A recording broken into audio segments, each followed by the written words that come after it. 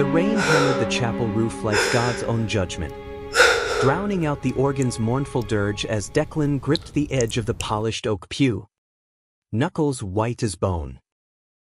"He was my father," Declan spat through gritted teeth, his voice a ragged whisper that sliced the heavy air. "Not some ghost you get to claim now. Silver-haired, with eyes like storm clouds, didn't flinch. He just stood there in the aisle, suit soaked through, holding a single wilted rose as if it were the last tether to a world unraveling. In that frozen heartbeat, as the mourner's murmurs swelled into a suffocating wave, Declan realized the truth wasn't in the words he'd hurled, it was etched in the stranger's gaze. A love so fierce it had outlived the man they both buried today. Declan O'Malley had always believed grief was a solitary beast, one that clawed at you in the quiet hours after the world had turned its back. But on that gray October afternoon in coastal Maine, as the Atlantic winds whipped salt spray against the cliffs of Bar Harbor, grief arrived uninvited, in the form of a man he'd never seen before. The chapel, with its vaulted ceilings and the faint scent of incense clinging to the stone walls like forgotten prayers, felt smaller than ever. The air thick with the sobs of aunts and uncles who'd flown in from Boston, the cousins from Galway who spoke in lilting brogues about poor Seamus, as if death were just another Irish wake waiting for the whiskey. Declan sat in the front row, his legs folded awkwardly in the too tight slacks he'd bought on a whim last year for a job interview that never panned out. At 28, he was the spitting image of his father in youth, broad-shouldered, with that unruly mop of auburn hair that no comb could tame, and green eyes that could pin you with a look equal parts fire and vulnerability. Seamus O'Malley had been the rock of their world, a lobsterman turned small business owner who'd built O'Malley's wharf from a rickety dock into the heartbeat of the harbor. He'd taught Declan to mend nets at dawn, to spot the lie in a man's smile over a pint at the Thirsty Gull, and to swallow pride like cheap rye when life dealt a bad hand. "We're O'Malley's, lad," Seamus would say, clapping a calloused hand on Declan's shoulder. "We bend, but we don't bloody break." Seamus was ash in an urn on the altar, felled by a heart attack on his boat 3 weeks prior, as sudden as a squall. No warning, no goodbye, just a radio crackle and the harbor master's grim face at the door. Declan had handled the arrangements alone, sifting through his father's sparse belongings in their weathered clapboard house on Shore Road, faded photos of Declan as a gap-toothed kid with a fishing rod, yellowed letters from an old flame in Dublin, and a stack of unpaid bills that made Declan's stomach twist.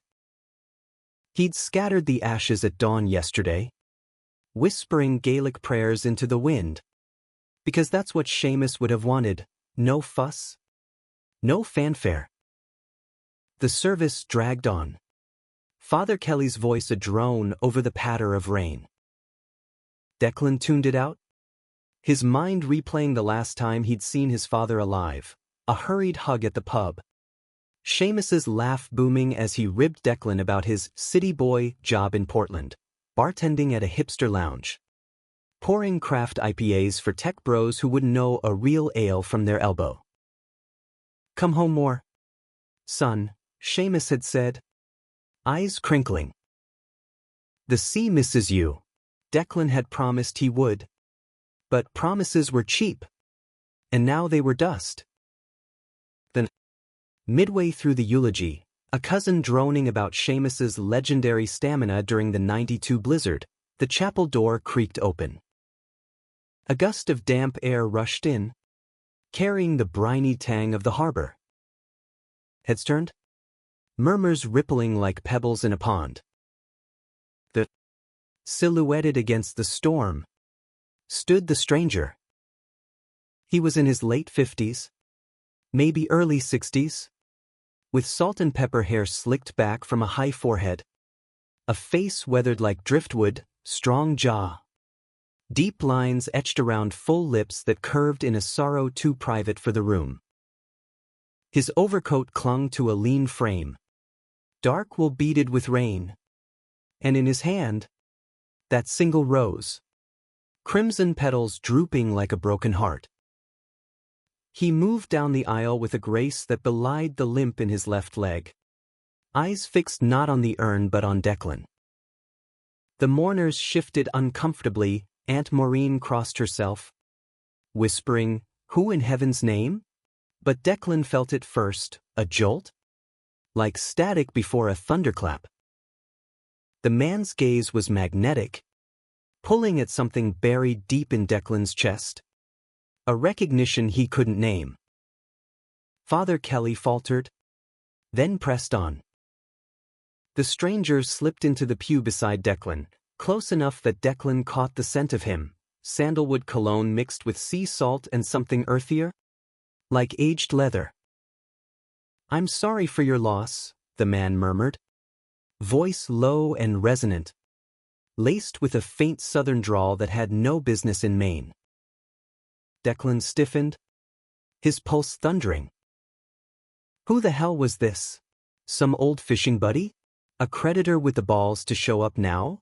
The service ended in a blur of handshakes and condolences, the crowd spilling into the narthex where folding tables groaned under casseroles and thermoses of chowder. Declan lingered by the urn, tracing the engraved plaque. Seamus O'Malley, beloved father. 1958 to 2025 inch, when the stranger approached again, rose in hand. "Declan," he said, as if they'd shared a lifetime of mornings. "I'm Elias." Elias Hawthorne. The name meant nothing, but the way he said it, soft, like a secret, sent a shiver down Declan's spine. "Do I know you?" Declan asked, sharper than intended, his Irish lilt thickening with unease. Elias's eyes, gray as the churning Atlantic, softened. "Not yet." "But your father?" "He wanted us to meet." He placed the rose atop the urn, fingers lingering, and in that touch, Declan saw it, a tenderness so profound it bordered on reverence. His throat tightened.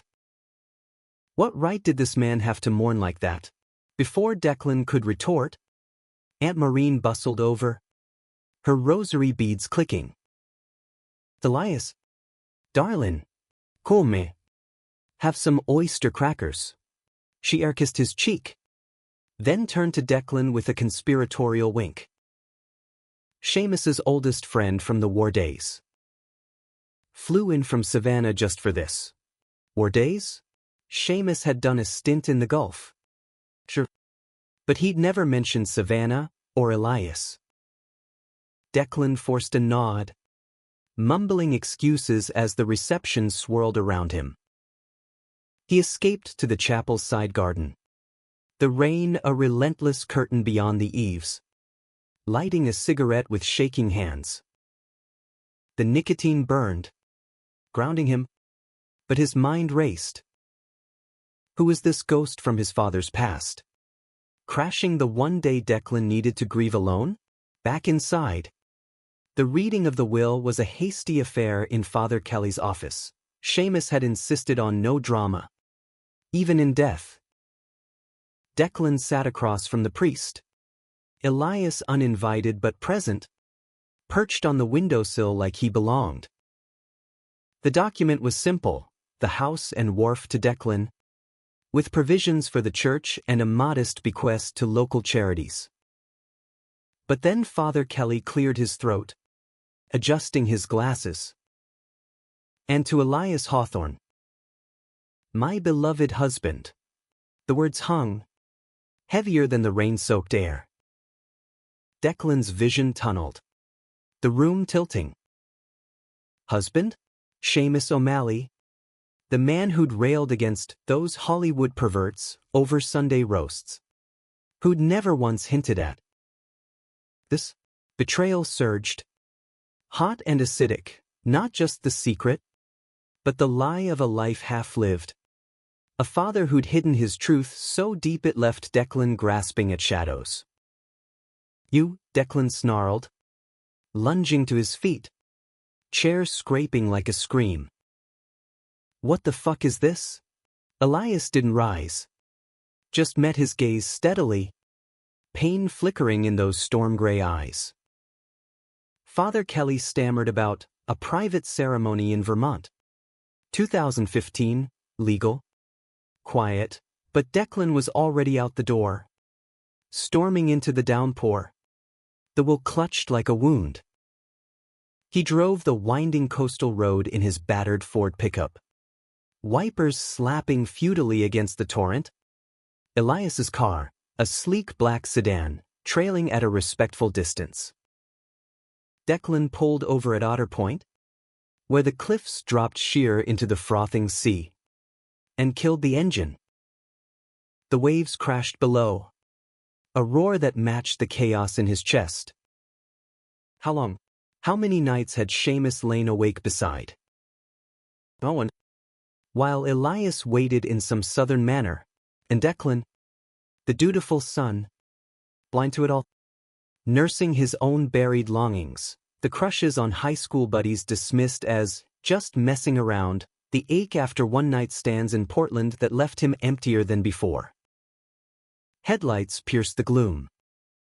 Elias emerged, coat flapping like a cape, and approached without hurry.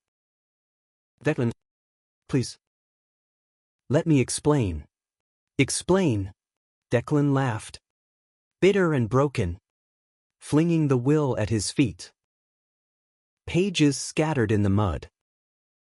"You Walton, play the grieving widower, and suddenly you're my..." "What? Stepdad? Fuck that." Elias knelt, gathering the sodden papers with deliberate care. Rain plastered his shirt to his chest, outlining the lean muscle of a man who'd once been an athlete, maybe a pilot, given the draw. "I loved him, Declan. From the first moment, in that godforsaken tent in Kuwait. He saved my life, pulled me from a burning Humvee. I was the broke southern boy with nothing but dreams, he was the rock. We wrote letters for years after. Life pulled us apart. Until it didn't." Declan backed against the truck, the metal cold through his jacket. "And Mom? She died when I was 6. Thinking he was straight as an arrow. You expect me to believe he just forgot?" Elias rose, water streaming down his face like tears. "Your mother was his first love. True. But after her, he tried free. Buried who he was deeper than the Atlantic. We reconnected 10 years ago, at a veterans reunion in D.C. Kept it quiet, for the town, for you. Vermont was our vow, no fanfare, just us against the world." The confession landed like a gut punch. Declan slid down the truck's side, ass hitting the gravel, sobs wrenching free. Not just for the secret, but for the boy he'd been, watching Seamus stare at the horizon with eyes full of unspoken longing. Why now? Why show up and rip it all open? Because he made me promise. Elias crouched beside him, close but not touching, his voice cracking for the first time. "If anything happened, I'd come. Tell you everything." He wanted you to know love doesn't hide, it endures. They sat there as dusk bled into night, the storm easing to a drizzle. Declan wiped his face, glancing at Elias, the lines of laughter and loss, the quiet strength. For the first time, he saw not an intruder, but a mirror, two men shaped by one, grappling with truths too big for small-town harbors. That night, in the empty house on Shore Road, Declan poured 2 glasses of Seamus's Jameson. Elias arrived with a duffel, accepted the drink without question. They talked until the fire in the hearth died, stories of Seamus's wild youth. His hidden poetry scribbled on lobster tags. The way he'd hum "Danny Boy" under his breath during storms. Elias spoke of Savannah summers, his own losses, a career as a commercial pilot derailed by injury, a family that turned away when he came out. "Your dad gave me wings again," he said softly, staring into the amber liquid. Declan listened, the whiskey loosening knots in his chest. By midnight, the anger had ebbed to embers, replaced by a tentative ache, not betrayal, but curiosity. Who was this man? Really? And what did it mean for the son left holding the pieces? As Elias retired to the guest room, Declan lay awake, the sea's rhythm a lullaby. For the first time in weeks, sleep came not as escape, but as possibility. The days blurred into a monochrome haze after the funeral. The kind of Maine autumn where the fog rolls in off the bay and clings to your skin like regret. Declan threw himself into the wharf's rhythm, hauling traps at dawn, haggling with tourists over lobster rolls at the shack. Anything to drown the echo of that word, husband. Elias lingered like a shadow, bunking in the guest room without imposition, rising early to brew coffee strong enough to strip paint and mending nets with hands that spoke of practice. He didn't push, he just was, a presence both foreign and familiar, stirring the house with the clatter of cast-iron skillets and the low hum of old jazz records Seamus had loved. Declan watched him from afar at first, resentment simmering beneath the surface. Elias moved through the spaces Seamus had occupied with an ease that bordered on haunting, pausing at the kitchen window to trace the curve of the bay, or thumbing through photo albums with a smile that crinkled his eyes. One morning, as Declan scrubbed the breakfast dishes, Elias leaned against the counter, sleeves rolled to reveal forearms corded with veins and a faded tattoo, a compass rose, inked in desert sand. "He got one to match," Elias said, nodding at Declan's own ink. Hidden under his flannel, the same design. A drunken father-son pact after a storm. "You knew about that?" Declan muttered, suds bubbling over his knuckles. Elias chuckled, a warm rumble like distant thunder. Seamus bragged. "Said you inked it crooked on purpose, to remind me life's not perfect." The casual intimacy stung, a reminder of years Declan had missed. But there was no malice in Elias's voice, only a quiet joy that chipped at Declan's walls. By week's end, they fell into a fragile routine, breakfast debates over the Red Sox, Elias a diehard Braves fan. Predictably, evenings on the porch with beers, swapping stories as the sun dipped blood-red into the Atlantic. It was during one such twilight that the first crack appeared, not in their truce, but in Declan's carefully guarded self. The harbor lights flickered on, buoys bobbing like fireflies, when Elias asked, point blank, "You seeing anyone?" "Declan? Man or woman, doesn't matter." Seamus worried you'd end up as alone as him. The question landed like a rogue wave. Declan stared at his bottle, label peeling under his thumb. Portland had been a revelation and a cage, the anonymous hookups in dive bars, the thrill of stubble against stubble, bodies slick and urgent in the dark. But always after. The hollow dawn, partners vanishing like smoke, leaving him to wonder if he was chasing ghosts or running from them. "Nah," he lied, voice rough. "Too busy with this." He gestured vaguely at the wharf, the life he'd inherited like a crown of thorns. Elias nodded, But his eyes, those piercing grays, saw through. Love's not a trap. It's the only thing that makes the storms worth weathering. That night, Declan dreamed of his father, young Seamus on a sun-baked airstrip, laughing with Elias over Emery's, their hands brushing in the dust. He woke tangled in sheets, heart pounding, arousal tangled with confusion. Was it grief playing tricks? Or something deeper? He shoved it down. Like always, O'Malley men didn't dwell, they did. The real storm hit 2 weeks later, courtesy of Harlan Tate, Seamus's old rival and the town's self-appointed kingpin.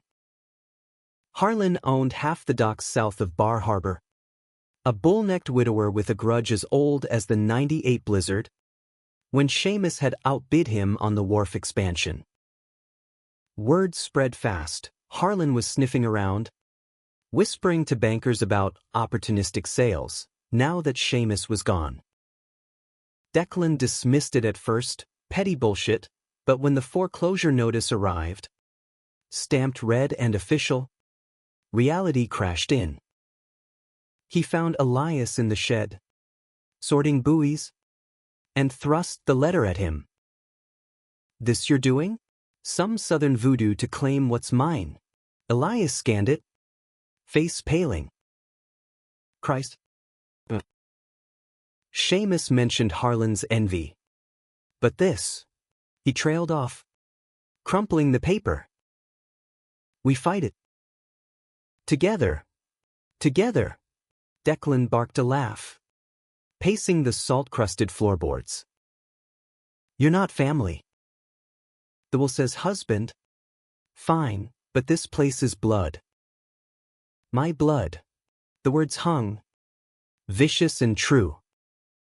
Elias's jaw tightened, a flicker of hurt crossing his features before he schooled it.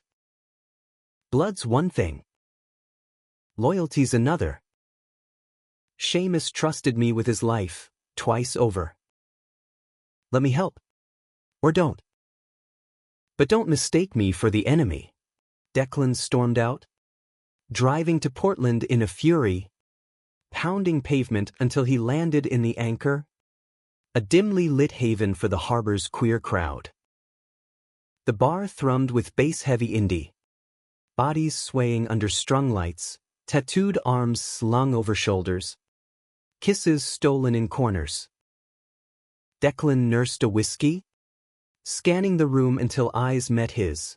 A guy named Rory, lean and freckled, with a sailor's build and a grin that promised forgetfulness. They tumbled into Rory's loft above a tattoo parlor, clothes shedding like inhibitions.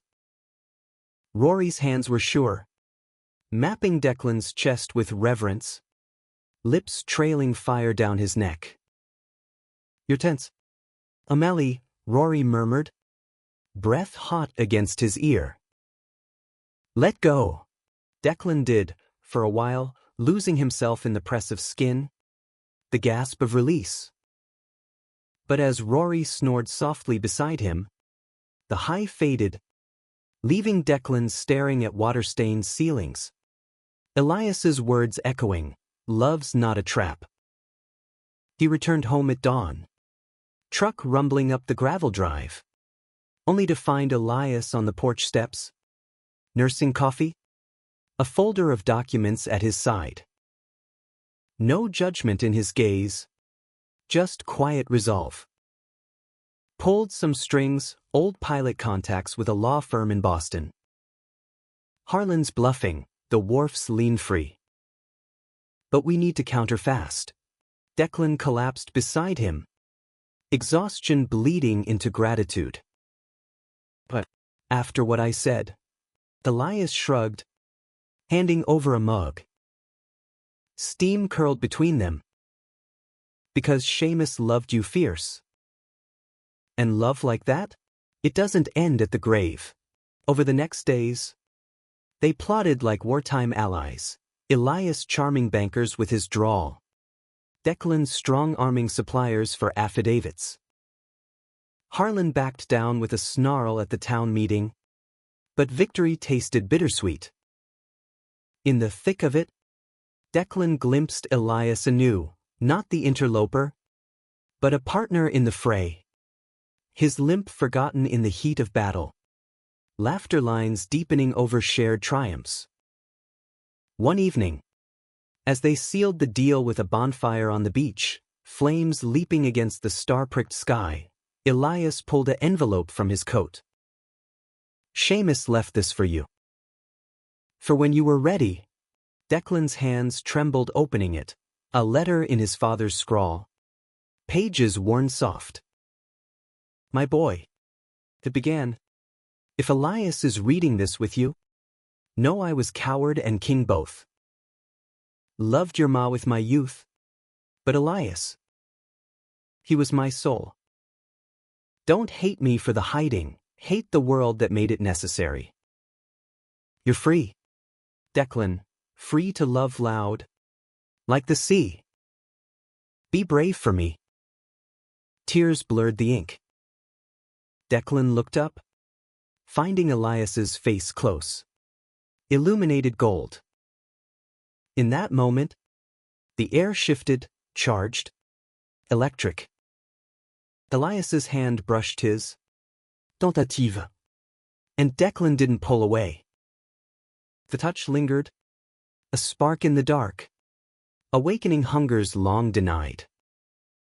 That night, as embers died, Declan leaned in, lips grazing Elias's in a kiss born of grief and grace, tentative, then fierce. Elias responded with a hunger tempered by years, hands framing Declan's face like fragile glass. They broke apart, breathless, the line between comfort and desire blurring into something profound.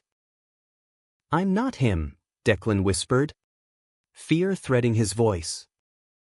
Elias cupped his cheek, thumb tracing the freckles Seamus had gifted him.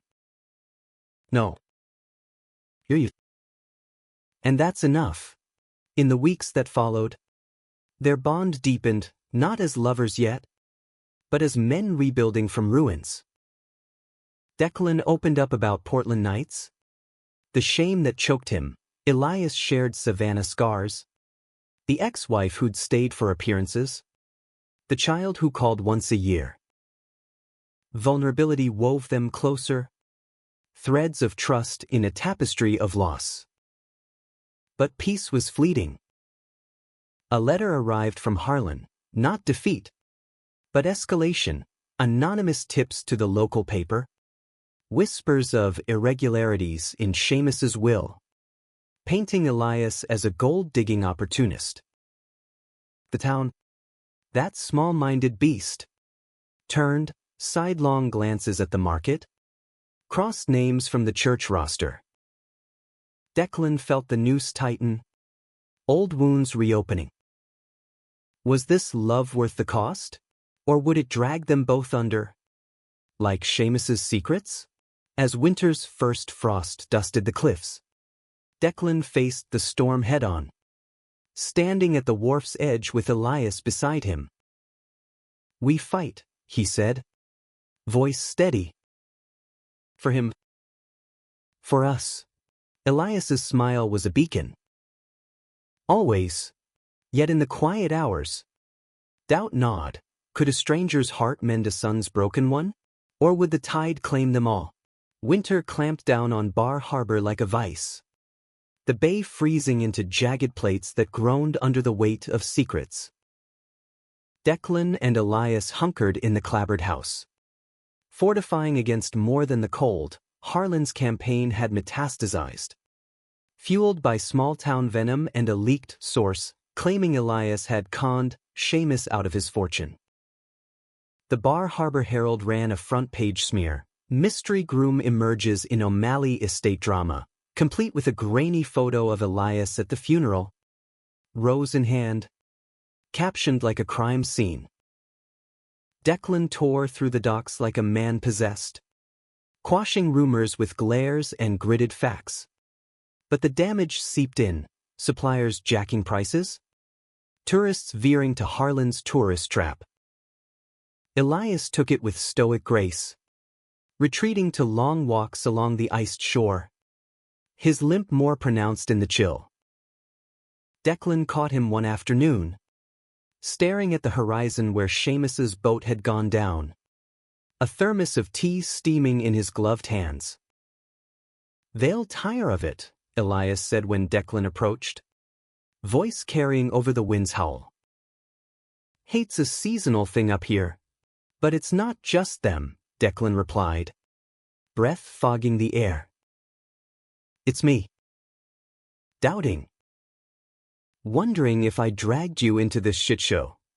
Elias turned, snowflakes catching in his silver hair like stars. "You didn't drag me anywhere, Declan. I chose this, chose you." His hand found Declan's.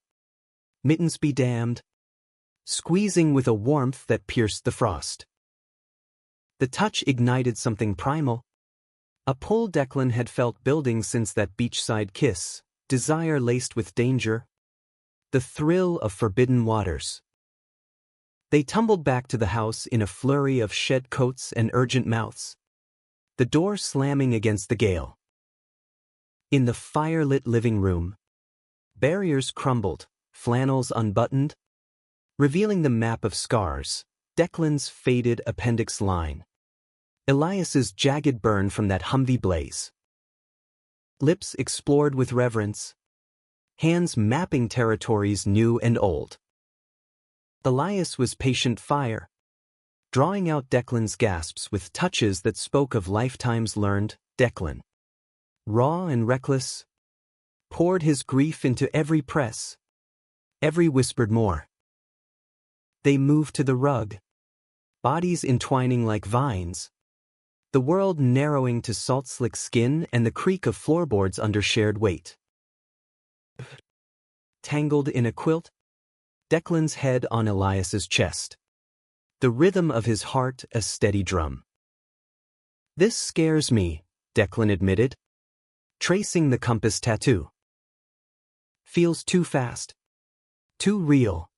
Elias's fingers carded through his hair. "Love always does. Your dad. He waited years for this with me. Don't rush the fear, let it teach you."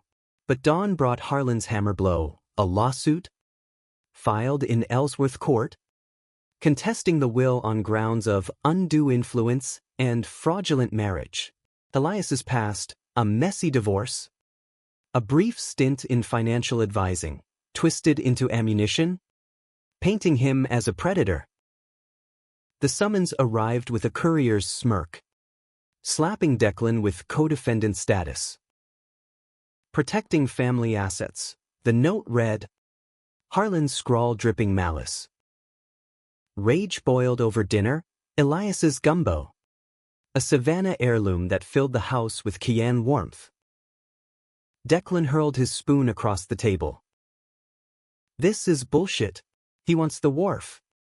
"Fine, but dragging your name through the mud? I'll bury him."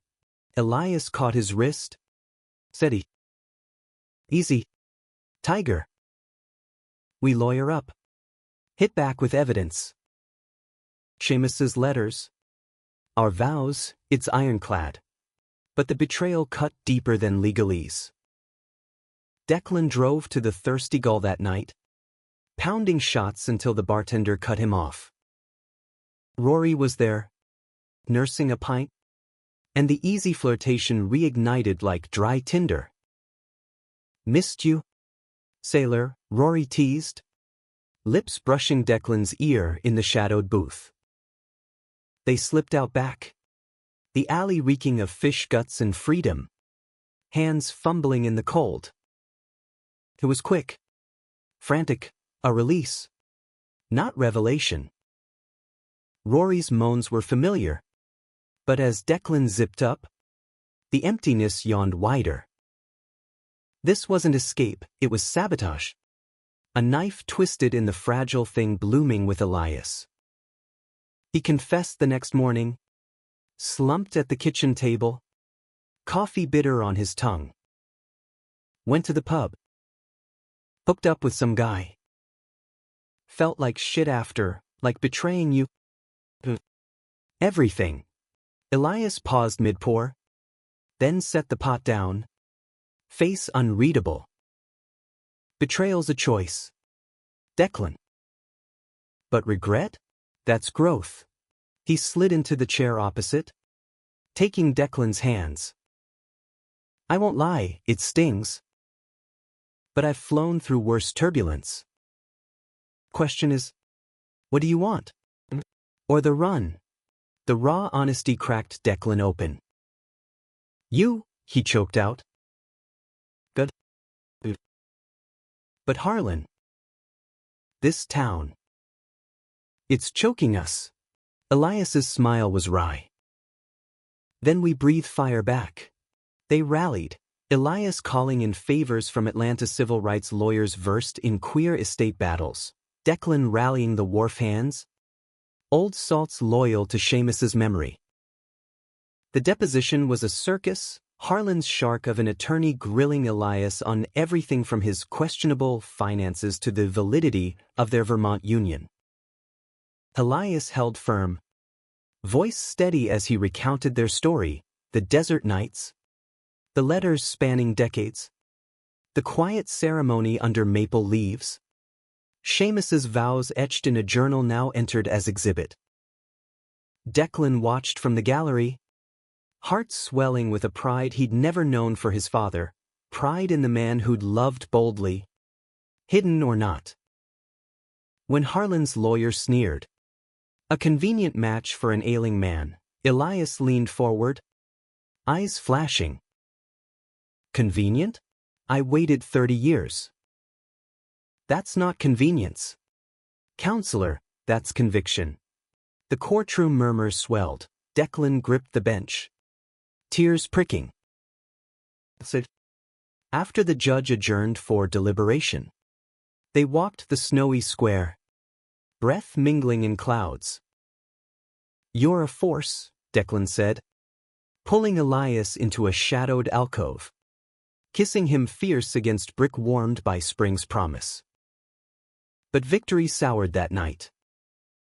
Anonymous vandalism, the wharf shack spray painted with slurs, fags out, tires slashed on Elias's sedan. Declan found him scrubbing the epithets at midnight. Sleeves soaked. Jaw set. Go back to Savannah, Declan urged. Voice breaking. This poisons mine to swallow. Elias straightened, paint-flecked hands cupping Declan's face. No. We're in this squall together. Or not at all. The words ignited the high tide of their love, nights blurred in fevered exploration, days forged in defiance. Declan came out, haltingly, to Aunt Maureen over tea. Her hug was fierce. Tears mutual. Yorda was brave in his way, she whispered. Now you be in yours. Harlan's case crumbled 2 weeks later, dismissed for lack of evidence. His source exposed as a disgruntled ex-employee. The town shifted. Grudging apologies murmured at the market. But the real climax brewed internal, Declan's doubt, festering like an untreated wound. One stormy evening, as thunder rattled the windows, he confronted Elias in the attic. Amid Seamus's war relics, a dog-eared Bible, faded Polaroids. I can't do this, Declan blurted, clutching a photo of young Seamus and Elias, arms slung casual, eyes alight. You're his echo. Every time I touch you, I feel him watching, judging the mess I am. Elias's face crumpled. The first true fracture. I'm not a ghost. Declan. I'm flesh and blood, loving you, your fire, your flaws. But if you see only him, he trailed off, turning to the rain-lashed pain. The silence stretched, thunder punctuating the ache. Declan reached out, fingers trembling on Elias's shoulder. I see you. God help me. I do. But what if I break us worse than Harlan ever could? Elias turned, pulling him close, foreheads touching. Then we mend. Like always. In that vulnerability. Climax crested, not in shouts, but surrender. They made love slow, deliberate, mapping forgiveness in every curve.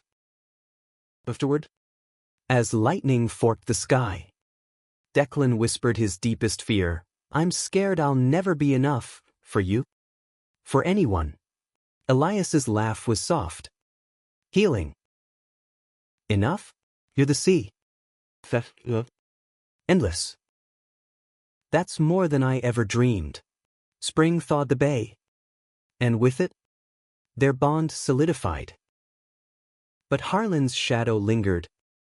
A final gambit brewing, a forged letter, purporting to be Seamus's, disinheriting Elias. It surfaced at the next town council, igniting fresh scandal. Declan, reading the venomous script, felt the ultimate betrayal, not Harlan's, but the desecration of his father's voice. We end this, he vowed, storming Harlan's office at dusk. The confrontation was electric, fists clenched, words like daggers. You touch his memory again, and I'll drown you in your own lies. Harlan sneered, but fear flickered. Truth hurts. But your old man's secrets? They're poison. Elias arrived then, calm as a lighthouse, evidence in hand, handwriting analysis proving the forgery. Harlan deflated, the fight draining like tide. It's over, Elias said quietly. Go home. As they drove back, victory hummed. But Declan pulled over at Otter Point, the same cliff from the funeral. Marry me, he said abruptly, heart slamming. Not proposal, but plea. Elias blinked and grinned, pulling him across the console. Thought you'd never ask. Summer unfurled over Bar Harbor like a banner of redemption. The bay alive with tour boats slicing azure waves. Tourists thronging the wharf for Declan's fresh lobster hauls. The vandalism scars faded under fresh paint. Harlan's empire quietly crumbling under IRS scrutiny, karma's quiet bite. Declan and Elias moved through it all with a rhythm honed by winter's forge, mornings mending traps side by side. Elbows brushing in companionable silence, evenings on the porch, fingers laced, watching fireflies dance over the dunes. The wedding planning was a whimsical rebellion against Seamus's shadows, a small affair at the cliffside chapel. Just the sea as witness. Declan wore a linen shirt unbuttoned at the throat. Elias in a seersucker suit that whispered Savannah summers. Vows exchanged under a arbor of wild roses. I choose you. Storms and all, Declan said. Steady. Ring slipping onto Elias's finger, a simple band etched with compass points. Elias's response cracked him open. You've given me home. Declan. In every breath. Aunt Maureen officiated, tearful and beaming. The handful of guests, wharf loyalists. A few Portland friends who'd braved the ferry, raising glasses of O'Malley ale to toasts laced with bawdy Gaelic. Rory showed, clapping Declan on the back with a wink, knew you'd find your north. No jealousy, just grace, a bridge to the man Declan was becoming. But humanity's arc bent, not broke, and the path wasn't without thorns. Elias's limp worsened with the humidity, old injuries flaring, nights found him wincing in bed. Declan's massages turning to quiet talks of mortality. Promise me, Elias murmured one midnight. moon silvering the sheets. If I go first, you don't hide. Love loud. Like he couldn't. Declan swallowed the lump, kissing his temple. No hiding. Ever. Declan's own ghost stirred too, a letter from his estranged mother's sister in Boston, inviting him to a family reunion, now that things are settled. Settled. As if love were a debt paid. He went. Elias at his side, navigating the O'Malley clan's awkward curiosity over roast beef and red wine. Cousins probed gently, heard about your fella, good on ya, but an uncle's offhand jab. Seamused roll in his grave, ignited old fires. Declan stood. Voice even, he'd toast us. Actually. With the good stuff. The room hushed. Then softened, bridges mended in murmurs and hugs. Back home, the wharf thrived, Declan expanding with eco-tours. Elias consulting on sustainable fishing from his pilot days logistics know-how.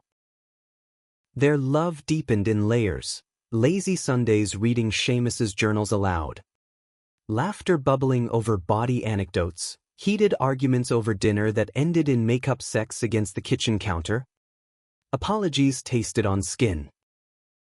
Declan discovered facets of himself, the poet in late-night scribbles, the advocate in town hall speeches for queer youth shelters. Elias bloomed too. His drawl warming community theater readings, a play about Gulf vets that drew tears and standing ovations.